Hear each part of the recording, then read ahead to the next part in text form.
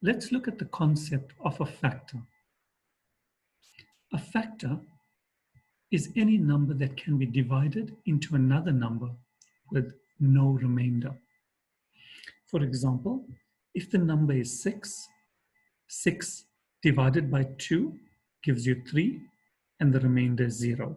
Therefore, 2 is a factor of 6, seeing that the remainder is 0. If we try to divide 4 by 6, the answer is 1, but we have a remainder, meaning that 4 is not a factor of 6. Similarly, 5 is not a factor of 6, and 6 of 6 is 1, can be divided once with no remainder, therefore 6 is a factor of 6. Similarly, 1 would have been a factor, and 3 would also have been a factor of 6. So a factor is any number that can be divided into another number with no remainder.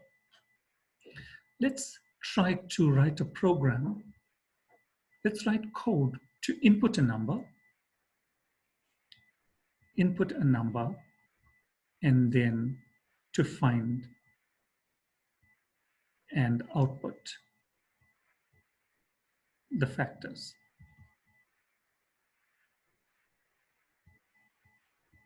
How would we go about doing something like this?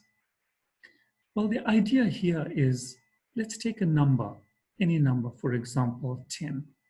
If I want to find the factors of 10, I need to look at all the numbers from 1 up to the number 10, and then look at each number and try to see if it can be divided into the number with no remainder. And if that is the case, then it will be a factor.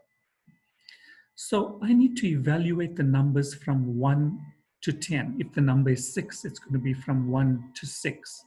If the number I'm looking at is 100, then I need to evaluate all the numbers from 1 up to 100.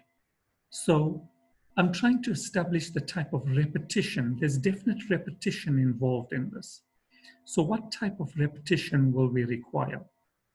The fact that it's starting from 1 up to a particular number that we're going to be working with, that is an indication that it is fixed repetition. And in using fixed repetition, we will make use of a for loop. So let's first input our number. So I'm going to say my number, inum,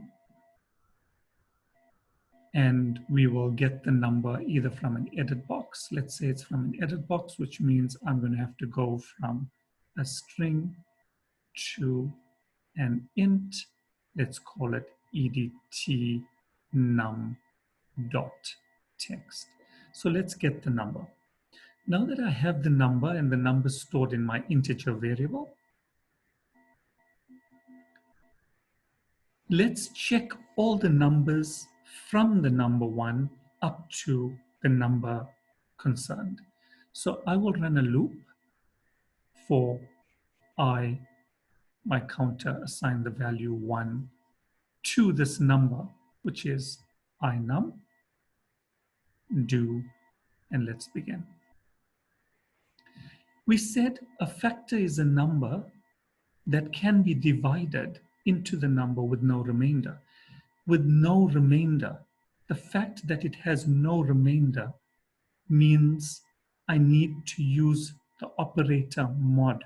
You will remember from a previous video that mod performs division. It performs division, but returns.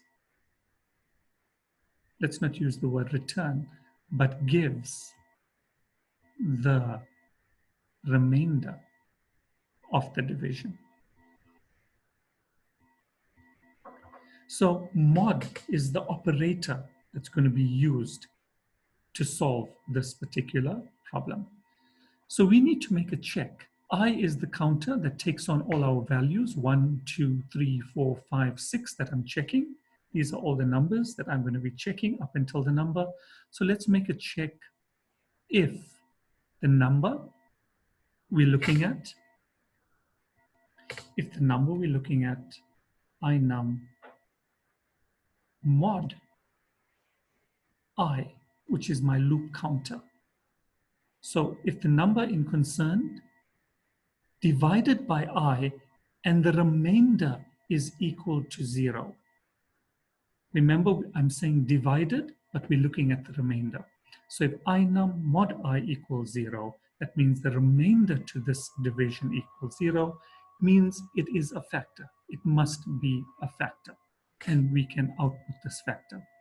Let's assume I've got a rich edit called readout.lines.add, and I want to print the factor. The factor is I, which means I want to go from an int to a string, and I want to display I. We will end this and end that. So if we take a quick example and assume that the number that's input is 6, that means the loop is going to run from 1 to 6. The first value that I is going to take on, first value that I will take on will be 1. We are check end. Let's put in inum. Inum in this case is 6. So is 6 mod 1 equal to 0? In other words, when I divide, is the remainder 0? That's true. So my output is going to be I, which is 1. I then go back up and I then becomes 2. Is 6 mod 2 equal to 0? Yes, 2 can go into 6 3 times with 0 remainder. Therefore, I'm going to come in and print I, which is 2. Then I go back up to my loop. I becomes 3. Is 6 mod 3 equal to 0? True. It's going to come in and print I, which is 3. We go back up. I becomes 4. Is 6 mod 4 equal to 0? That is false. So I ignore the if and I go back up. I becomes 5. Is 6 mod 5 equal to 0? That's false. I ignore the if and go back up. I become 6. Is 6 mod 6 equal to 0? True. I come into the loop and I output 6. And that then ends the loop.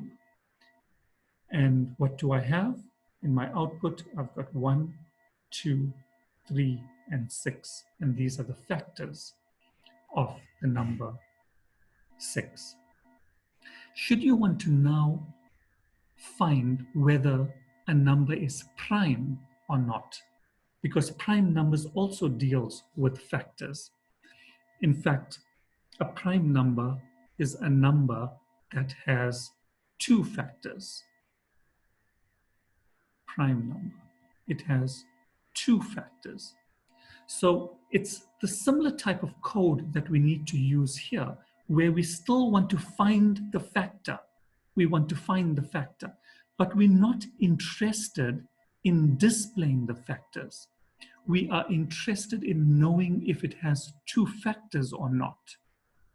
So when you find the factor, instead of displaying the factor, we need some type of a counter, something to increment.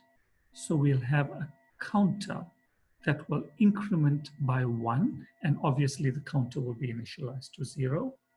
And once the loop finishes at this point, you then need to check if the counter equals to 2. And if the counter equals to 2, then we know it's a prime number. Otherwise, it's not a prime number. Hope this helps.